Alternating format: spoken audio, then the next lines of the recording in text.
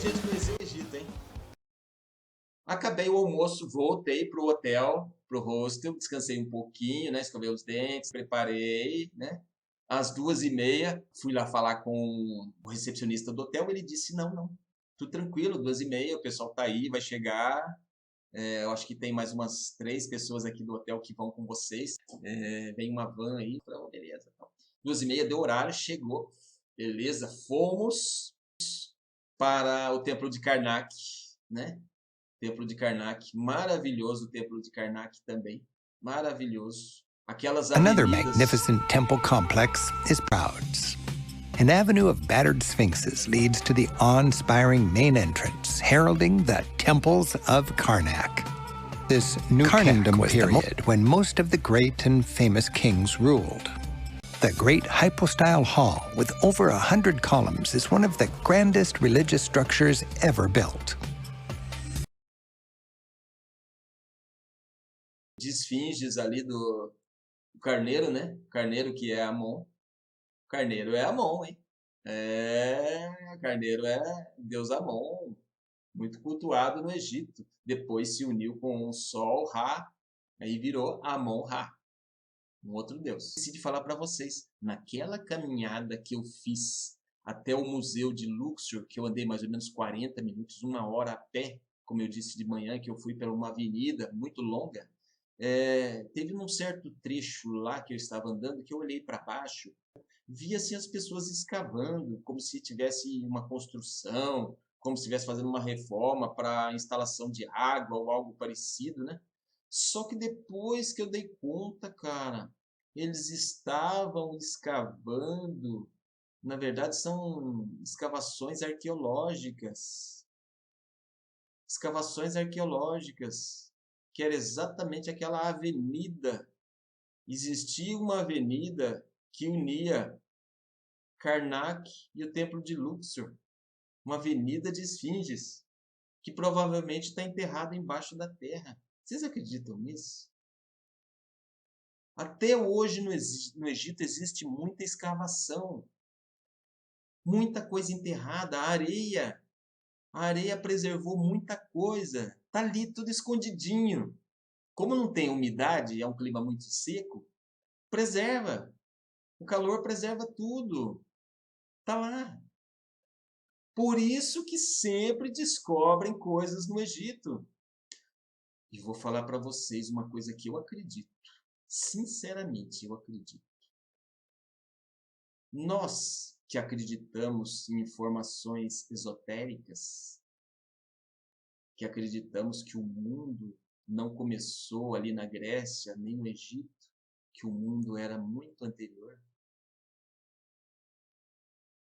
Nós que acreditamos nisso, nós sabemos que deve ter muitos mistérios maravilhosos escondidos no Egito, perdidos nas areias, mas que ainda vai chegar um momento propício e essas informações serão reveladas ao mundo. E vou falar uma coisa que eu acho. Eu acho que aquela maravilhosa máquina que o povo hebreu tinha, tá bom? Aquela maravilhosa máquina que o povo hebreu tinha, que vocês se lembram o nome daquela máquina maravilhosa ou não? Se lembram? Se você não se lembra, é a Arca da Aliança. A Arca da Aliança que sempre foi muito citada na Bíblia. E se você ler a Bíblia, mas eu quero que você leia,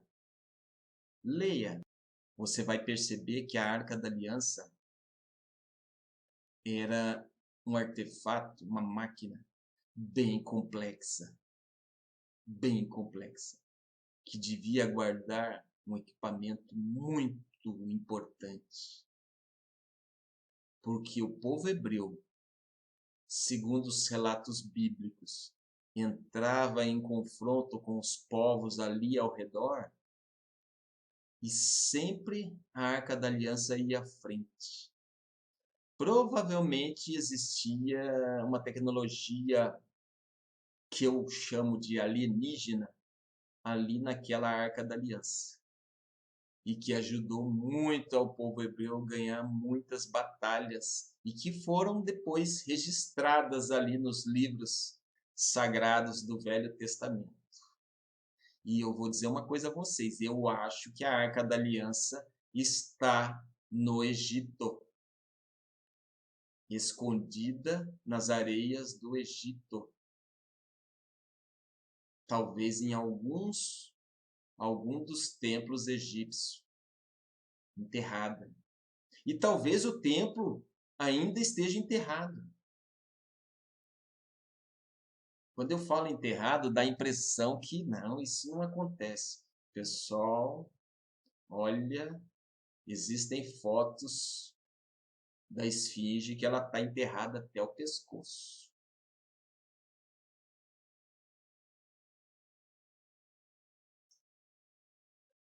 Existem fotos onde a esfinge está enterrada até o pescoço, ali na época de Napoleão, quando Napoleão teve ali no século 17 para 18. Então, eu vou dizer uma coisa para vocês. A areia, ela flui muito facilmente no Egito, através dos ventos daquela região. Então, muitos dos templos, com o passar dos milênios, foram sendo enterrados, as pessoas passaram a perder o interesse por aquilo, se tornaram muçulmanas, sabe? Já não fazia mais parte da cultura daquele povo, aquele conhecimento dos templos. Os templos começaram a ser enterrados pela areia e foram preservados, hein? Graças a Deus foram preservados. É como eu sempre digo, isso é para vocês pensarem mais um pouquinho. O Egito é um livro. O Egito é um livro escrito em pedras. O Egito é um livro escrito em pedras, que até hoje existe. Nós somente acreditamos na civilização antiga egípcia porque estão em forma de pedra. Ninguém conseguiu destruir. Nem o tempo, nem os invasores. Por isso que o Egito está ali, todo lindo, maravilhoso, com seus templos fantásticos, para que a gente reconheça que foi uma grande civilização, um grande império. Mas, ao mesmo tempo, eu me questiono e coloco para vocês um questionamento. Muitas vezes a gente fala da Bíblia. A Bíblia. A gente sabe que a Bíblia são escritos em papel, papiros. Os registros são escritos. E muitas vezes a gente acredita em tudo que nos falam. Os pastores, os padres, as pessoas em geral, algumas pessoas, né? Mas eu pergunto para vocês, por que quando a gente lê a Bíblia, a gente diz assim, não, mas a Bíblia é sagrada, ninguém tocou na Bíblia. Tudo que está escrito é verdade. Então agora eu pergunto para vocês, o que é mais fácil falsificar? O que é mais fácil ter sido adulterado? Aquelas maravilhas de pedra do Egito que você está vendo, ou o conteúdo que está ali na Bíblia? O que é mais fácil ter sido adulterado nesses milênios? Nesses milênios. Mas, ao mesmo tempo, eu sei que você deve estar dizendo, esse cara, ele não acredita na Bíblia. Pelo contrário, eu acredito na Bíblia. Só que eu não acredito da maneira com que os padres traduzem aquilo, da maneira que os pastores traduzem aqueles textos.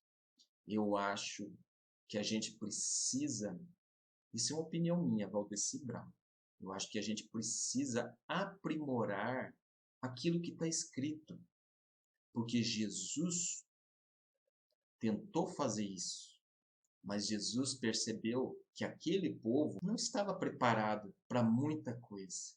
Então Jesus mesmo disse: nem tudo eu posso vos revelar. Vocês não estão preparados. Como que vocês querem conhecer a casa de meu Pai, de Deus, se vocês não conhecem nem a terra? Vocês não compreendem nem o que acontece aqui na terra. Quanto mais compreender as coisas que acontecem lá no céu. Lá no céu, Jesus falou. E ele tinha razão. Ele estava falando de tecnologia, cara. Jesus já estava falando de tecnologia. Você tem dúvida que Jesus conhece tudo de tecnologia? Você tem dúvida? É claro que ele conhece, cara.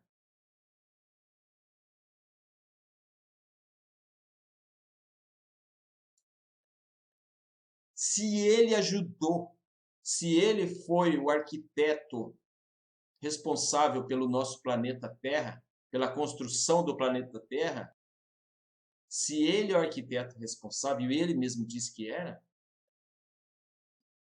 como que ele não conhece de ciência, de tecnologia? É lógico que ele conhece, pessoal. Senão ele não seria ele.